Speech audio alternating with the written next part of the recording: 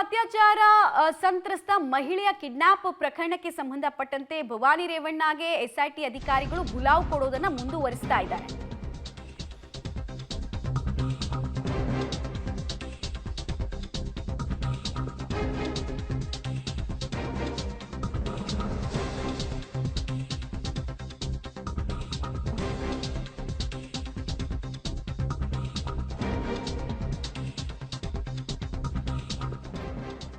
ಗಮನಿಸ್ತಾ ಇದ್ದೀರಾ, ಅತ್ಯಾಚಾರ ಸಂತ್ರಸ್ತ ಮಹಿಳೆ ಕಿಡ್ನಾಪ್ ಪ್ರಕರಣಕ್ಕೆ ಸಂಬಂಧಪಟ್ಟಂತೆ ಭವಾನಿಗೆ ಮತ್ತೆ ನೋಟಿಸ್ ಕೊಡೋದಕ್ಕೆ ಎಸ್ಐಟಿ ಅಧಿಕಾರಿಗಳು ಮುಂದಾಗಿದ್ದಾರೆ. ಸಂತ್ರಸ್ತೆ ಮಾಹಿತಿ ಮೇರೆಗೆ ಎಸ್ಐಟಿ ಅಧಿಕಾರಿಗಳು ನೋಟಿಸ್ ಅನ್ನ ಕೊಟ್ಟಿದ್ದಾರೆ. ಕಿಡ್ನಾಪ್ ಸಂಬಂಧ ವಿಚಾರಣೆಗೆ ಹಾಜರಾಗುವಂತೆ 2 ಬಾರಿ ನೋಟಿಸ್ ಅನ್ನ ಈಗಾಗಲೇ ಕೊಟ್ಟಿದ್ರು. ಆದರೆ ಅನಾರೋಗ್ಯದ ಕಾರಣ ಕೊಟ್ಟು ವಿಚಾರಣೆಗೆ ಭವಾನಿ ರೇವಣ್ಣ ಅವರು ಗೈರಾಗಿದ್ರು. ಭವಾನಿಗೆ ಎಸ್ಐಟಿ 3ನೇ ನೋಟಿಸ್ ಕೊಡೋದಕ್ಕೆ ನಿರ್ಧಾರ ಕೂಡ ಮಾಡಿರೋದ್ರ ಬಗ್ಗೆ ಮಾಹಿತಿ ಲಭ್ಯ ಆಗ್ತಾ ಇದೆ. ಬಟ್ ಈ ಸಲ ಅವರು ಅಪಿಯರ್ ಆಗ್ತಾರಾ ಅಧಿಕಾರಿಗಳ ಮುಂದೆ? ಬಿಕಾಸ್ ಅವ್ರ ಮೇಲೆ ಕೇಳಿ ಬಂದಿರುವಂತಹ ಆರೋಪಕ್ಕೆ ಅವರ ಸ್ಪಷ್ಟನೆ ಅಥವಾ ಅವರ ಇಂಟ್ರಾಗೇಷನ್ ನ ಅಗತ್ಯತೆ ಇದೆ ಅಂತ ಹೇಳಲಾಗ್ತಾ ಇದೆ. ವಿಡಿಯೋ ವೈರಲ್ ಆಗಿದೆ. ರೇವಣ್ಣ ಅವರು ಆಚೆ ಬಂದಿದ್ದಾರೆ. ಸಂತ್ರಸ್ತೆ ಕೊಟ್ಟಿರುವಂತಹ ಹೇಳಿಕೆ ಉಲ್ಟಾ ಇದೆ. ಸೊ ಈ ಟೈಮಲ್ಲಿ ಅವರು ಅಪಿಯರ್ ಆಗ್ತಾರಾ? ಆಮೇಲೆ ಅಕ್ಯೂಸ್ಡ್ಗಳು ಮಾಡಿರುವಂತಹ ಆರೋಪಕ್ಕೆ ಸಂಬಂಧಪಟ್ಟಂತೆ ಇವರ ಉತ್ತರ ಏನು? ತನಿಖೆಗೆ ಸಹಕರಿಸ್ತಾರಾ? ಇಲ್ಲಿ ತನಕ ತನಿಖೆಗೆ ಅಸಹಕಾರ ಅನ್ನೋದೇ ಇವ್ರ ಮೇಲಿರುವಂತಹ ಆರೋಪ. ಸೊ ಏನ್ ಕತೆ ಅನ್ನೋದು ಪ್ರಶ್ನೆ. ಹಾಗಾದ್ರೆ ಭವಾನಿ ರೇವಣ್ಣ ಅವರ ನೋಟಿಸ್ ವಿಚಾರಕ್ಕೆ ಸಂಬಂಧಪಟ್ಟಂತೆ ಸಂತ್ರಸ್ತ ಮಹಿಳೆ ಕಿಡ್ನಾಪ್ಗೆ ಭವಾನಿ ಕುಮ್ಮಕ್ಕು ಕೊಟ್ಟಿರೋ ಆರೋಪ ಸದ್ಯಕ್ಕೆ ಇವ್ರ ಮೇಲೆ ಇರೋದು. ಹೀಗಾಗಿ ತನಿಖೆಯ ಅಗತ್ಯತೆ ಇದೆ ಅನ್ನೋದು ಎಸ್ಐಟಿ ಅಧಿಕಾರಿಗಳ ವಾದ. ಸಂತ್ರಸ್ತೆ ಕಿಡ್ನಾಪ್ ಹಿಂದೆ ಭವಾನಿಯ ಪರೋಕ್ಷ ಕೈವಾಡ ಇದೆ ಅಂತ ಆರೋಪಿಗಳು ಕೊಟ್ಟಿರುವಂತಹ ಸ್ಟೇಟ್ಮೆಂಟ್ ನಲ್ಲಿ ಗೋಚರಿಸ್ತಾ ಇದೆ. ಸಂತ್ರಸ್ತೆ ಕಿಡ್ನಾಪ್ ಪ್ಲಾನ್ ಮಾಡಿದ್ದೆ ಭವಾನಿ ರೇವಣ್ಣ ಅಂತೆಲ್ಲ ಹೇಳಲಾಗ್ತಾ ಇದೆ.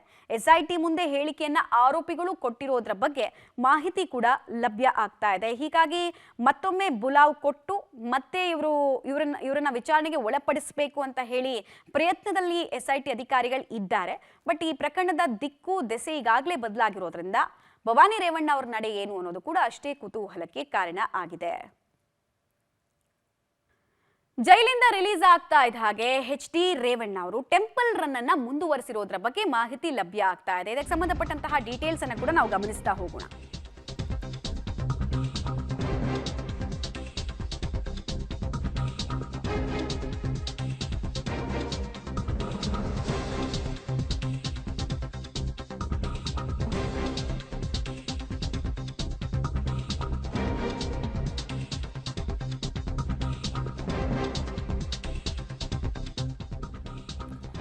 ಗಮನಿಸ್ತಾ ಇದ್ದೀವಿ, ಜೈಲಿನಿಂದ ರಿಲೀಸ್ ಆಗ್ತಾ ಇದ್ದ ಹಾಗೆ ರೇವಣ್ಣ ಅವರ ಟೆಂಪಲ್ ರನ್ ವಿಚಾರಕ್ಕೆ ಸಂಬಂಧಪಟ್ಟಂತೆ ಮೈಸೂರು ಚಾಮುಂಡೇಶ್ವರಿ ಸನ್ನಿಧಿಗೆ HD ರೇವಣ್ಣ ಅವರು ಭೇಟಿ ಕೊಟ್ಟಿದ್ದಾರೆ. ತಾಯಿ ಚಾಮುಂಡೇಶ್ವರಿ ದರ್ಶನ ಪಡೆದು ಪ್ರಾರ್ಥನೆಯನ್ನ ಕೂಡ ಸಲ್ಲಿಸಿದ್ರು.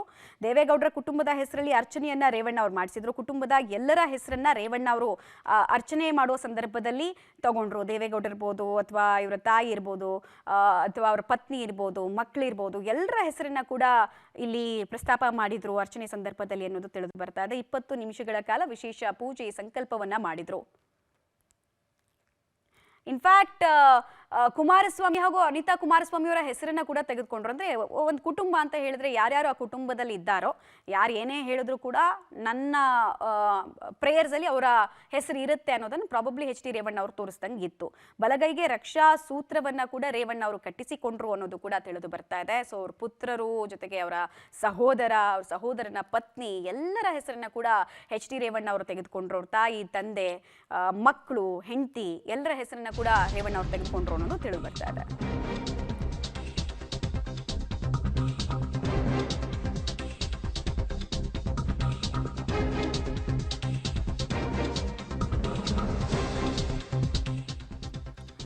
ನಲವತ್ತು ವರ್ಷದ ರಾಜಕೀಯದಲ್ಲಿ ನನ್ನ ಮೇಲೆ ಇದೇ ಫಸ್ಟ್ ಕೇಸ್. ಚಾಮುಂಡೇಶ್ವರಿ ಏನು ಕರುಣೆ ತೋರಿಸ್ತಾಳೆ ನೋಡೋಣ.